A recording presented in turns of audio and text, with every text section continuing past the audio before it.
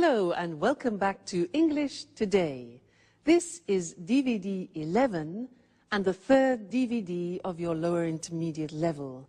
And in this DVD, we'll begin with another 2 episodes of the story That's Life, followed by our special TV programs where we will look at climactic change.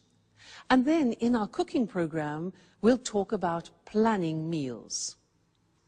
Then, in the grammar section, we're going to do some more work on the modal verbs can, might, and must, and the concept of probability and possibility. We'll also be studying the grammatical form used to. Okay? So, I hope you enjoy yourselves.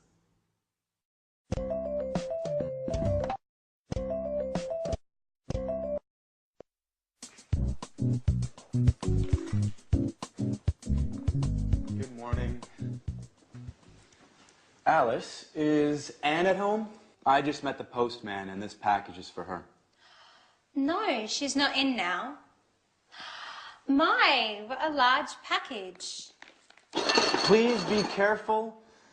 I think it contains fragile objects. Hey, Peter, do you know if it contains a set of porcelain plates that she won with the Sweet Biscuits bonus points? Well, I think so. At least that's where the package comes from. All right, Alice. I have to go now. See you later. Anne will be so happy. She's been waiting for it for a long time. Bye.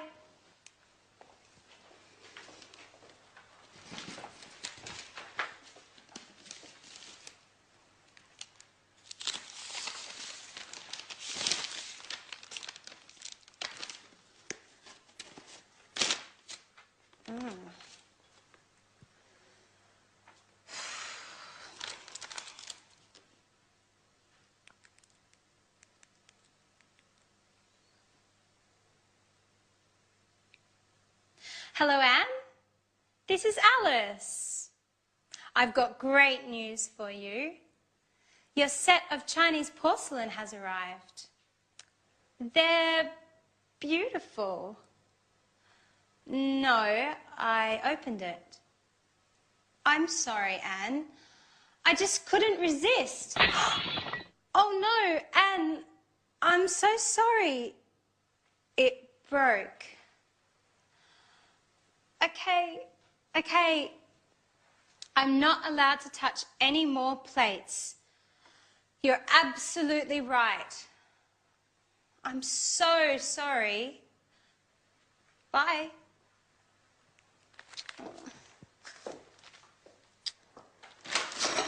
Jack, be careful. Don't touch anything.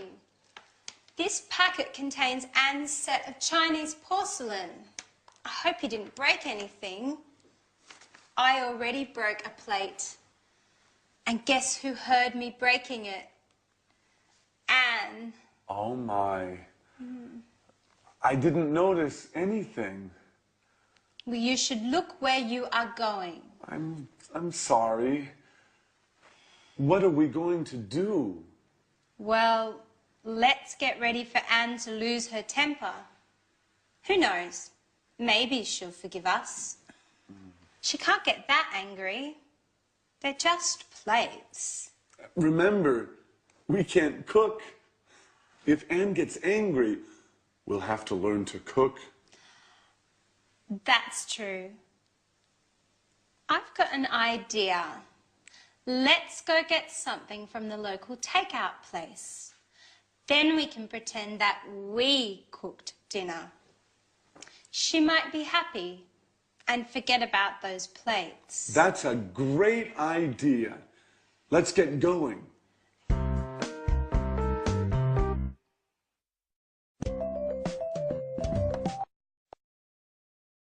Hello and welcome back again to your live English language program.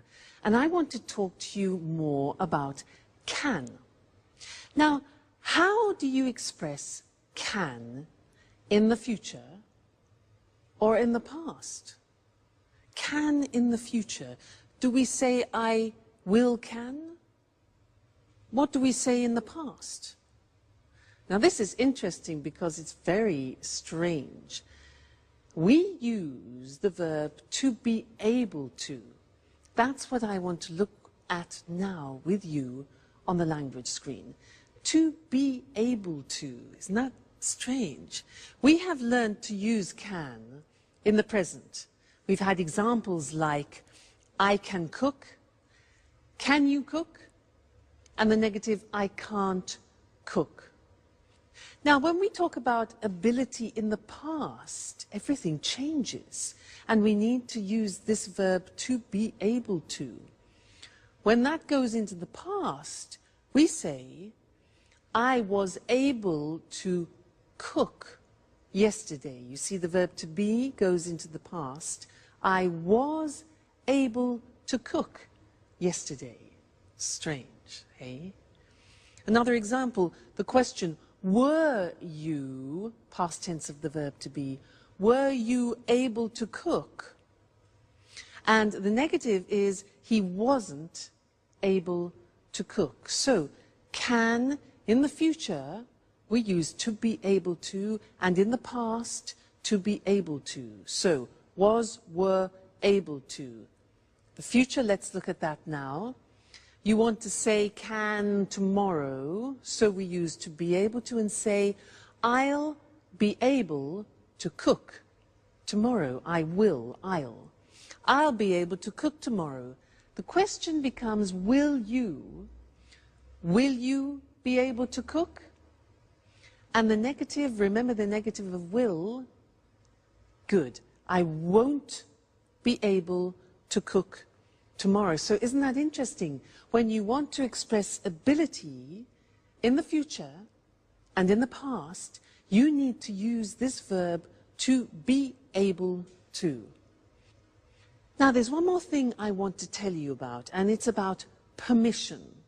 Imagine that you are in a restaurant and you can see no smoking.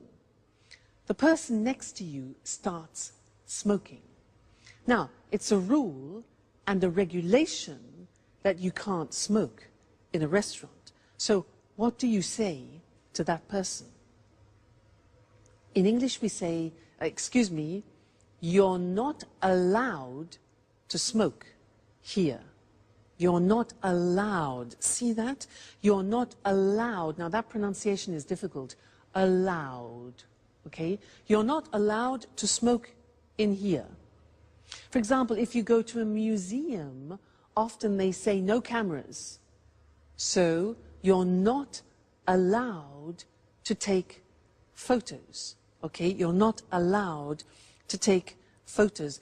Another example, if you go into a library and people are reading, silence. You're not allowed to speak. Okay, so those are interesting things we've looked at, to be able to, and the use of you're not allowed to. Great. Now we're going to go back to our friends, and Anne is very angry about something. She wants to communicate something to her friends. Let's find out what it is, and I'll see you later. Bye.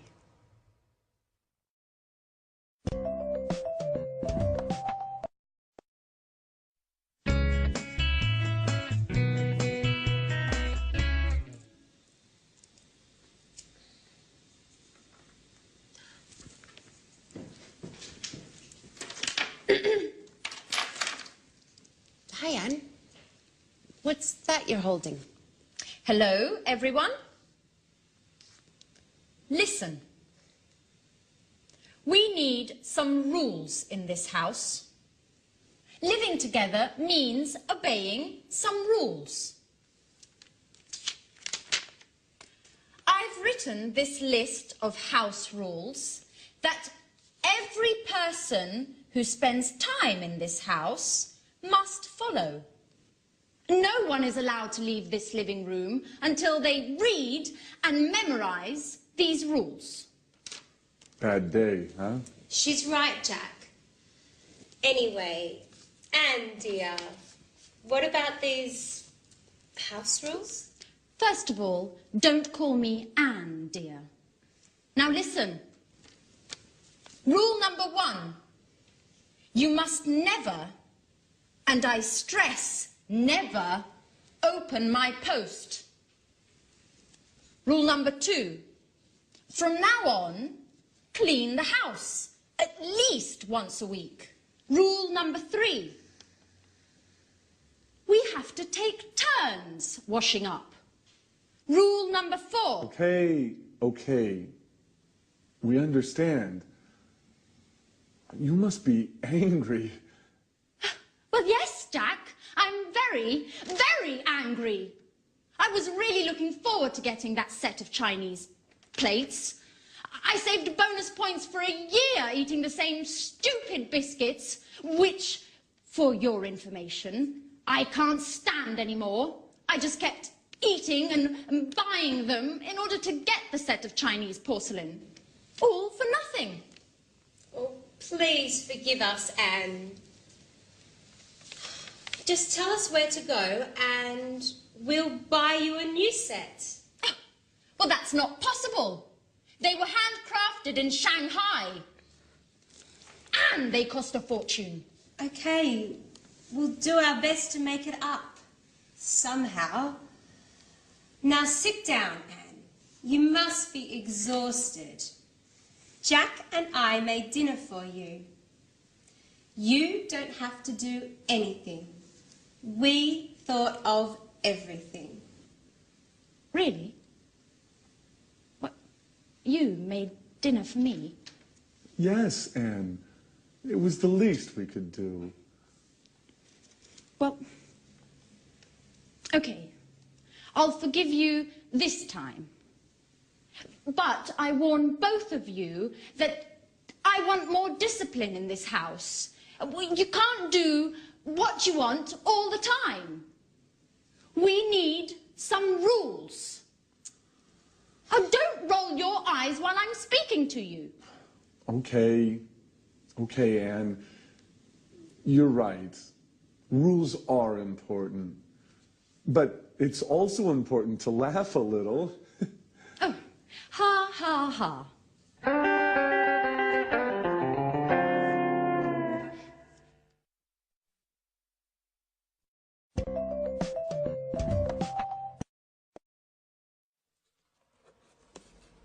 Oh, hi and welcome back. This is a box which my mother sent me, and she said there are some useful things for me, so I was just looking. Come and have a look with me. Oh, go. Oh, what's a strain? What's this? What is this? What's this? Well, it can't be a shoe, can it? It's not a shoe. Can't be a shoe because it's made of metal. It's made of metal? Well, it might be some sort of lamp or something, like it looks like an Aladdin's lamp, a special lamp. No, but it can't be that. Ah, look, here there's a sort of metal groove, probably for cigarettes. That's it. It must be a cigarette holder and a type of ashtray, an oriental ashtray.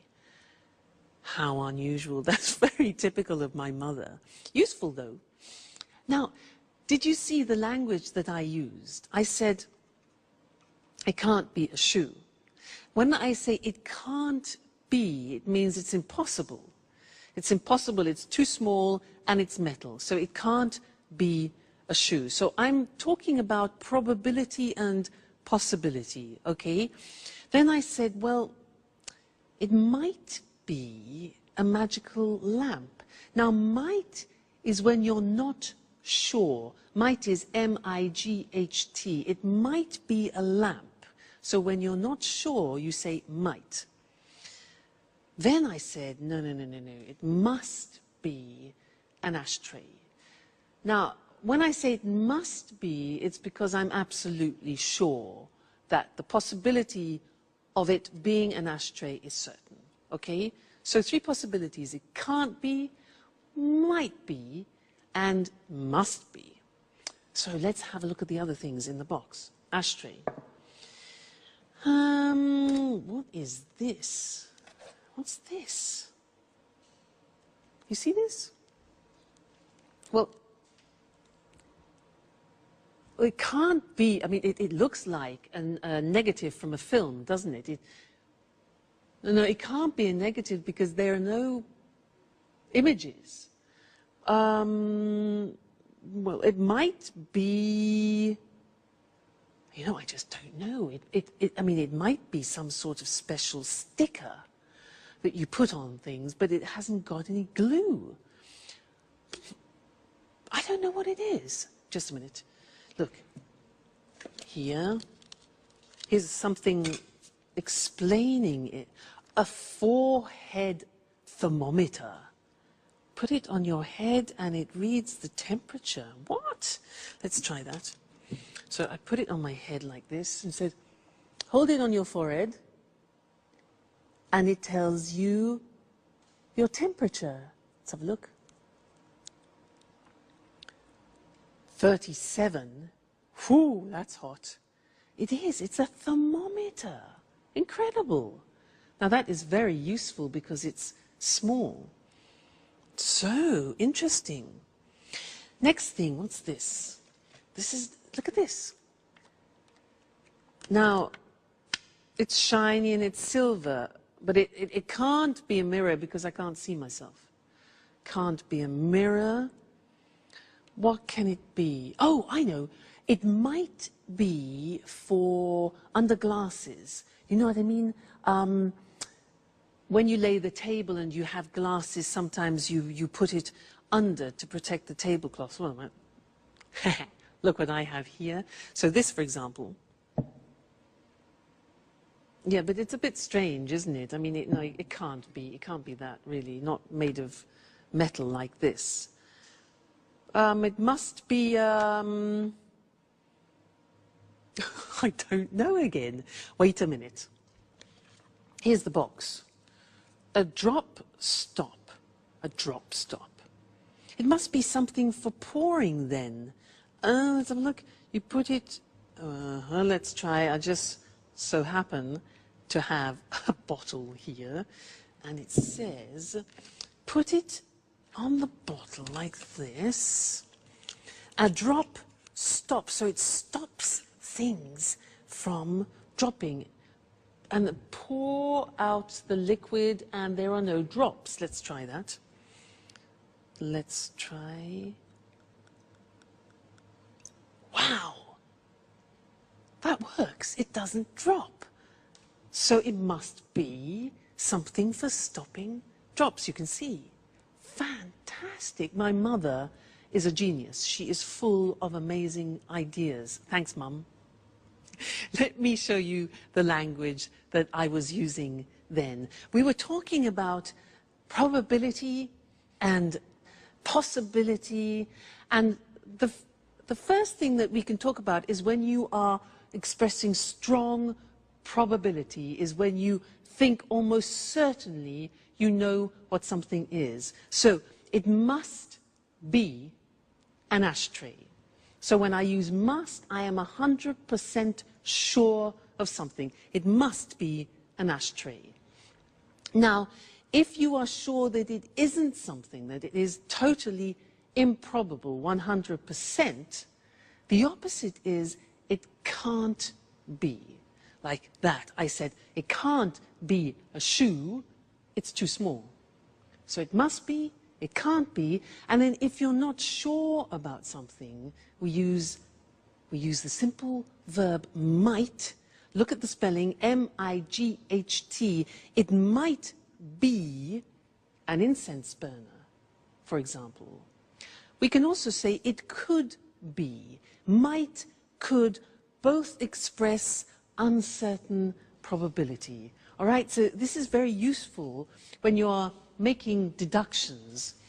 Must be, it can't be, and it might be. So those are the three verbs that we use. Okay, great. So thanks, Mum, and I'll see you again very soon. Bye.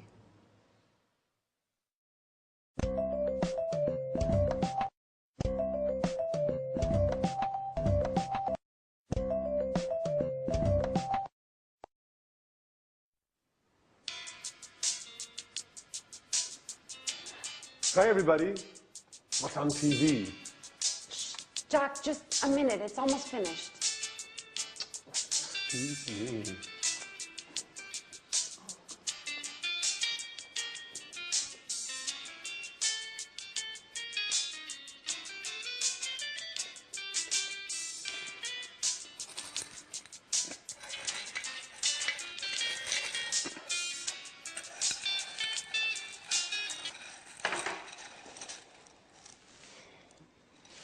So, what were you watching that was so engrossing? It was an extremely interesting documentary about Picasso's life. There were lots of details about some of his stranger habits.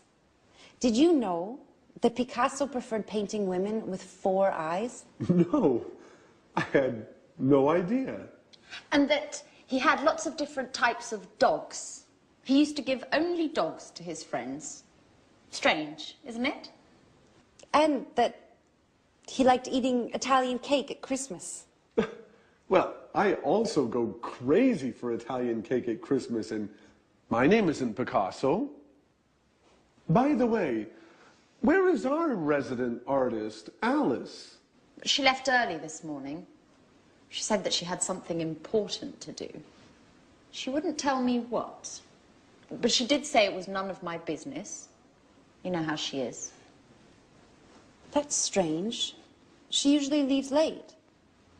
Well, as a matter of fact, she was very serious this morning. She told me she had a headache, but I didn't believe her.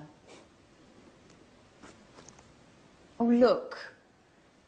But it's getting late. I'm starting to get worried. Don't play Mom, Anne. Alice is a big girl now. I know. But it's just that she didn't tell me she would be late. In fact, she asked me if I would be late today. Just a moment. A few days ago, Alice told me that she wanted to enter a painting contest. She said she thought it was her big chance. Maybe that's where she is today. Well, you're probably right. But it's almost midnight. I don't think contests last that long. Why not? We all know that artists are a little crazy. Picasso was a perfect example. That's true. You know something about being crazy, Jack, don't you?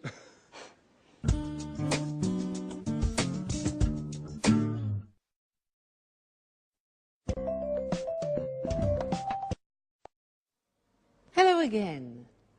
Did you hear them talking about Picasso? Some interesting things about him. They said he used to give only dogs to his friends. He used to give only dogs, and he used to eat Italian cake at Christmas. Now, this verb, used to, well, it's written U-S-E-D, but the pronunciation is used, and we'll see that on the screen later. And we use it to talk about habits that people have had in the past and now don't have anymore. And to illustrate this, I have some examples of habits that I have had in the past. For example, this. This is a cigarette. Well, I used to smoke.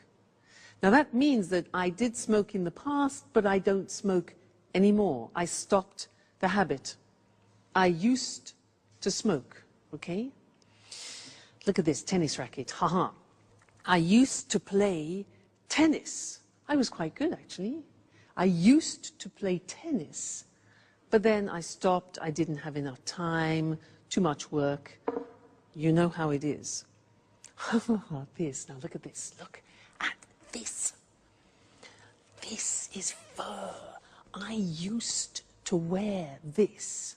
In England, it's a fur. You know, F-U-R, this. I used to wear it in England, but then I stopped because now in England people spit at you if you wear fur. So That is a habit I have definitely stopped.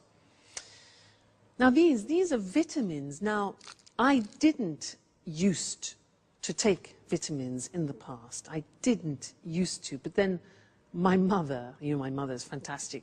She explained how useful they can be, so now I do, but in the past I didn't used to. And this opera, yeah, another thing, opera. I didn't used to listen to opera, but now I just love it. So I listen to it a lot. Okay, so there were some examples for you of used to. Let's go and look at the different forms on the board now. So, when we speak about habits that we had in the past and we don't have now, we use used to. Look at the spelling. It's U-S-E-D and then T-O. But the pronunciation is not used, it's used. Unusual. Used. Okay? So the example is, I used to smoke. And that's for all the subject forms. I used to, you used to, he used to, she used to, we used to, they used to. Okay? So I used to smoke. I used to play tennis. I used to wear fur. Okay? Pronunciation used. Now, in the negative, we use the auxiliary did. So I didn't use. Notice we take off the D because it's the infinitive. I didn't use to take vitamins, and I didn't use to listen to the opera. And the question form is easy. It's, did you use to do a lot of sports? Did you used to stay in bed until midday? I remember that. So if you think about your lives and about habits that you had in the past and you don't have now, when you talk about those to people, that's what you use. I used to smoke, but I don't anymore. I used to play tennis, but now I'm too busy. All right, so very important for describing past habits, used to. Great. That's the lesson for now, and I'll see you again very soon. Bye.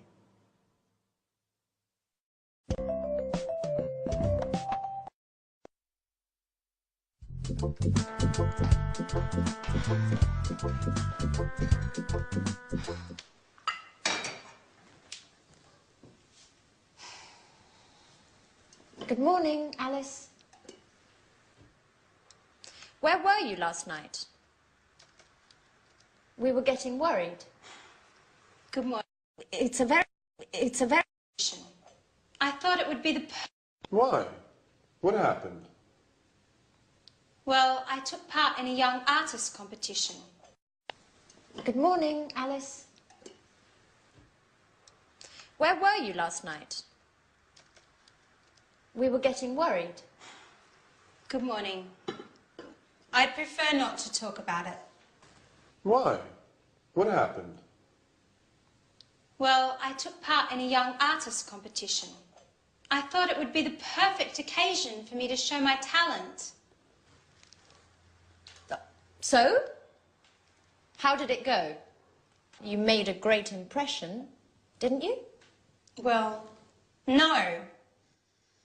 It went badly.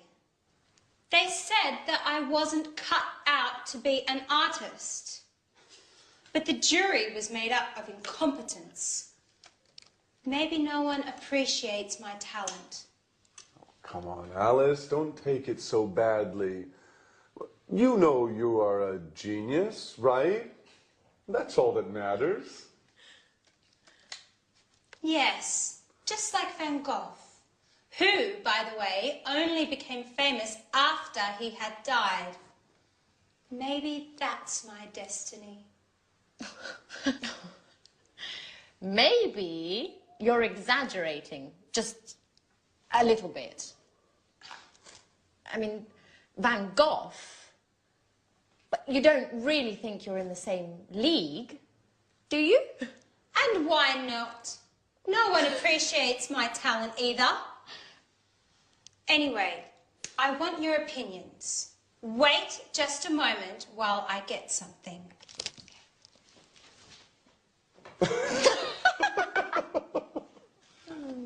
Oh, my goodness.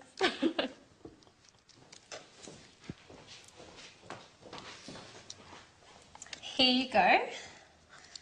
This is the painting I took along yesterday.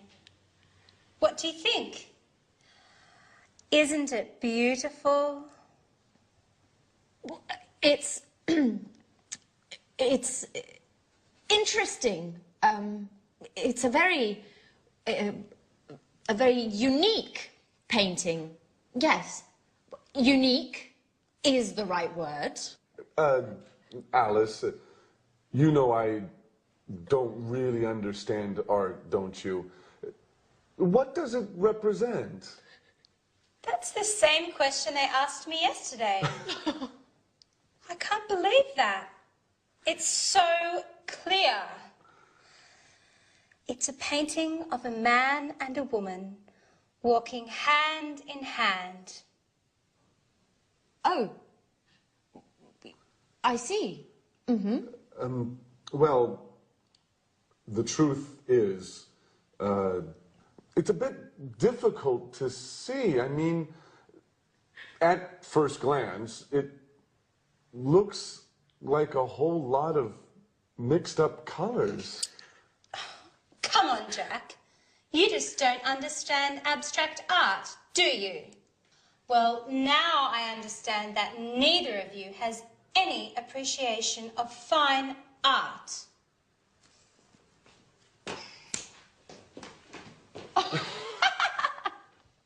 Oh, artists!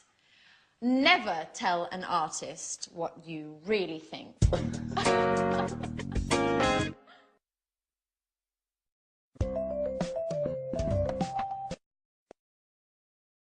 Hello again to you and welcome back for some more English. Did you hear in that last episode how Anne said to Alice, "So how did it go? You made a great impression, didn't you? You made a great impression, didn't you?" Do you remember that grammatical form, didn't you? A question tag, yeah? Remember we did a lesson about this and the example we used was, she's unhappy, isn't she? Do you remember that? Yes, I want to give you a little test on it. And in order to do this well, you have to be very careful about your auxiliaries, so pay attention. Number one, you're married, question tag. You're married, aren't you? Did you get that right, wrong, difficult? Do you remember, you are married, you take the verb, the auxiliary, and at the beginning it's positive, so you turn it into negative. You're married, aren't you? Try this. You didn't go to the party. Didn't is negative, becomes positive. You didn't go to the party. Did you? Great. Next one.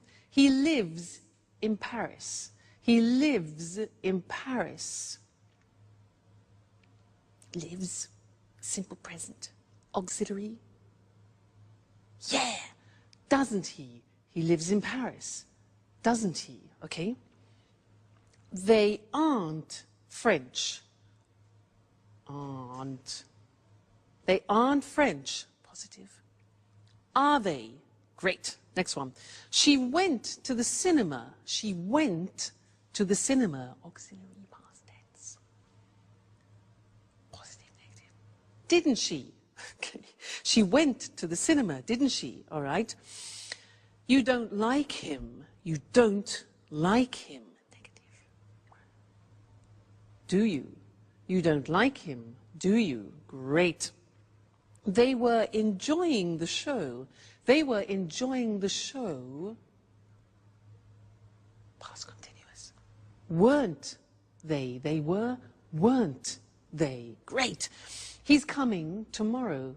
He's coming tomorrow. Isn't he? Great, you're getting better all the time. They'll be late. They'll be late. Won't they? They'll be late, won't they? And the last one, we can't buy it. We can't buy it. Can we? Okay, so it's negative and positive. We can't buy it. Can. Well done. You know, these are difficult.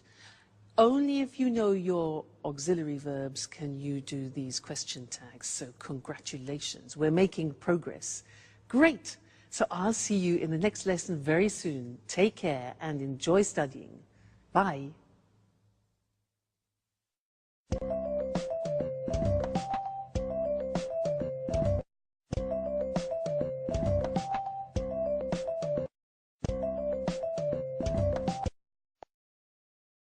Good morning. Welcome to this week's edition of Climate Change. In the studio with me is our weather expert, Susan Thurley. Good morning, Eric. Well, Susan, there's a lot of talk these days about climate change. Could you explain exactly what is happening? Of course. You know, the first thing to stress is that the Earth's climate is always changing. In the past, this happened due to natural causes. I mean, the atmosphere and the Earth's climate changed naturally. Now things are different. Scientists believe that climate change today is a result of man's activities, our activities. And why are scientists so worried about this climate change? Well, before I answer that question, I'd like to talk a little about what we call the greenhouse effect. Certainly. Scientists often talk about the greenhouse effect. What is this exactly? The greenhouse effect is very important for the world's weather. Greenhouse gases help to capture the energy we receive from the sun. They keep the Earth warm. Without these gases, the world would be a colder place, and our lives would be very different. Well, if the greenhouse effect is so useful for the Earth, why do scientists talk about it nowadays as if it's something dangerous? It's the extra greenhouse gases that are dangerous. Our way of life, cars, factories, central heating, is producing too much of these greenhouse gases. These gases are trapping more and more of the sun's energy, and the world's becoming warmer.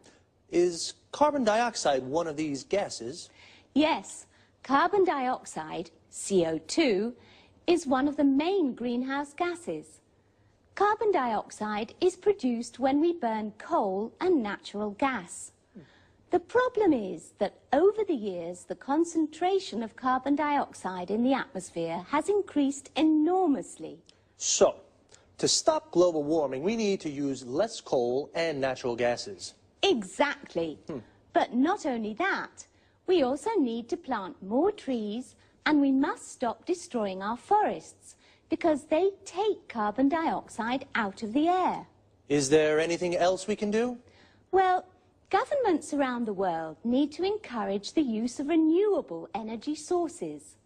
Solar panels can use the sun's energy. Wind turbines can generate electricity from the wind. And hydroelectric power plants can use water to generate electricity. Renewable energy is becoming popular today, isn't it? Yes, it is. But there's still a long way to go. Okay, Susan, one last question. What are the consequences of climate change? Well, higher average temperatures around the world. You know, even a small change in temperature, even a 1-degree increase, can cause the sea level to rise as the polar ice caps melt. In fact, this is already happening. Other consequences: more rainfall in some parts of the world and less in others. More extreme weather conditions, stronger hurricanes and typhoons. So, this is definitely a serious issue. We mustn't underestimate the importance of climate change, and we need to use more renewable energy. Well, thanks to Susan for your clear explanation of the problems. Thank you. Goodbye. And goodbye. And see you again next week for another edition of Climate Change.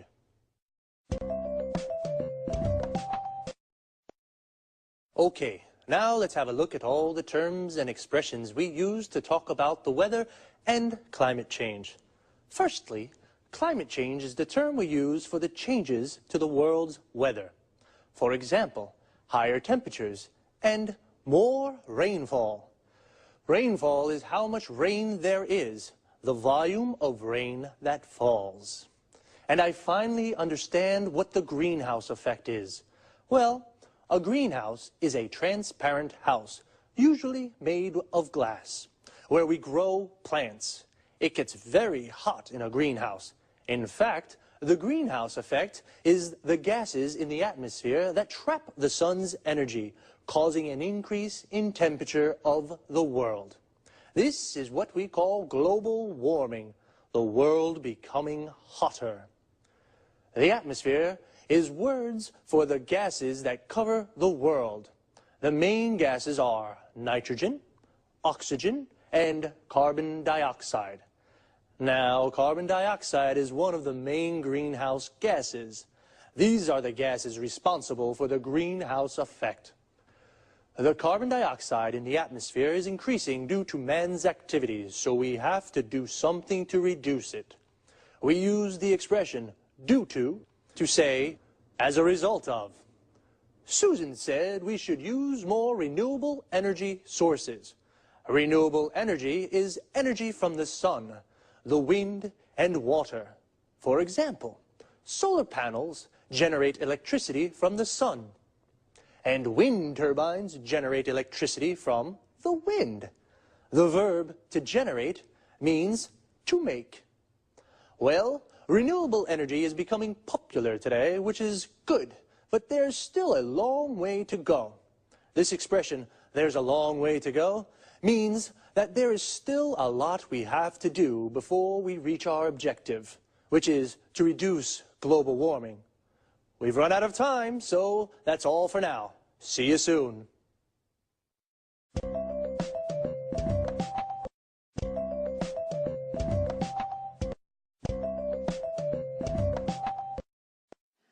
Welcome to Cooking Today. All homemakers will be thrilled to know that we're back with Lisa French. Thank you for inviting us into your lovely home once again, Lisa. I'm glad to have you.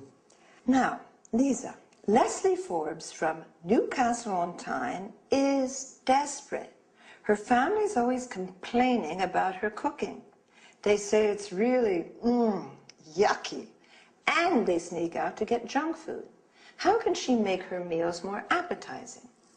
Well, actually, it's just a matter of good meal planning. That sounds rather serious. Yes, it is, but it can also be a fun challenge. This means preparing food that's healthy as well as appealing and involves the senses such as smell, taste, and sight. Is that why they say your eyes are bigger than your stomach? Not exactly. Now, getting serious, when you say healthy, you're referring to nutrition, aren't you? Yes, of course. Nutrition is the key to good health. As a matter of fact, nutritionists agree that a varied diet is fundamental for physical and mental well-being. Well, what are the correct guidelines to good nutrition? As you can see, I have an example of a food pyramid here. These 6 main food groups contain the nutrients essential to a well-balanced diet. Why a pyramid? Because it enables us to understand the correct number of servings per day. Can you give an example? Certainly. You see, the largest group includes bread, cereal, rice, and pasta. Then, going up the pyramid, you find fruits and vegetables, then meats and dairy products. What's at the top? You mean here? These are fats, oils, and sweets, which, although essential to the diet, must be eaten in moderate quantities. Now, going back to Leslie's request, how can she make tasty meals for her family? If she hasn't much time for shopping, she can make a weekly plan. Besides a correct diet, she must consider the likes and dislikes of her family. You're telling me. In my family, my son hated beans and my daughter was allergic to milk. That's a common problem. The thing is to compensate with food belonging to the same group or supplements. Really? That's good to know. A little secret. If you truly enjoy preparing meals, then your family will probably enjoy eating them. How can I get my family to enjoy my cooking? Just be creative. Think like an artist. Play with the colors, shapes, and texture of food. Oh my gosh, how time flies. We've got to wind this up. Lisa, thank you for inviting us into your home again. It's been a pleasure being here. Thank you for coming.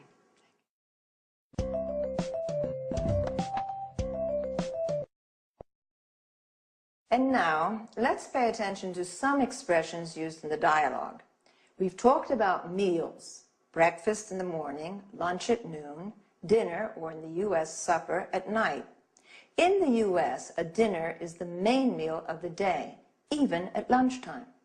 Notice that in the UK, tea is sometimes used instead of dinner. When we refer to specific times during the day, we can say lunchtime, tea time. Lisa showed a food pyramid. It contains food groups, such as cereals, meats, dairy products, milk, cheese, yogurt, fats and oils, and vegetables. All these foods contain nutrients. Then some positive adjectives used to define food are appetizing and healthy, while yucky is something rather disgusting. Moreover, the expression junk food refers to food which is not considered healthy at all. We say diet to indicate what we eat. It also means a series of rules to be followed to improve one's health. If we want to lose weight, we say, I'm on a diet. A diet is correct when it's varied or well-balanced. If you're allergic to a type of food, eating that food can make you ill or cause skin problems. Lisa talked about texture of food. For example, food can be defined soft, crispy, crusty, or shape. Food can be cut into slices, cubes, and rings. During the interview, I quoted a common way of expressing that somebody has put more food on their plates than they're actually able to eat. Your eyes are bigger than your stomach. All right, that's all this week. Bye-bye.